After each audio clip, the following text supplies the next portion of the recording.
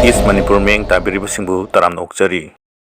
India government ki peace talk namthak ni Mizo MNF ki ningtamba lalhoubu wari saduna waroisun porakani thajaba pikiba aremata ki Mizo singna malimgi laibak kaya sin thungna makoi gi ningtam lanthengbu kanganaba Thailand, Afghanistan, Iran, Italy, Switzerland, Germany na chingba mafam kaya da India government ka wari saki adubu namthak tawduna ningtambagi manglanbu naihatpiki ningtamba pamba Mizo National Army kaya fighter jet gi bom thadaduna hatpiki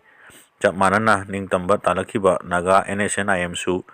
Paris, Zurich, Geneva, Japan, Amsterdam, Malaysia, Netherlands, Bangkok amadi Thailand ki mafum kaya da wari saduna lakli laibak thibadi Naga luchingba kaya punsi chengjel matam loikre ningtamba pamjaba Naga Army kaya ama thawai thaba leptri adubu ningtamba Naga Nation dudi mitmangda uba phangdri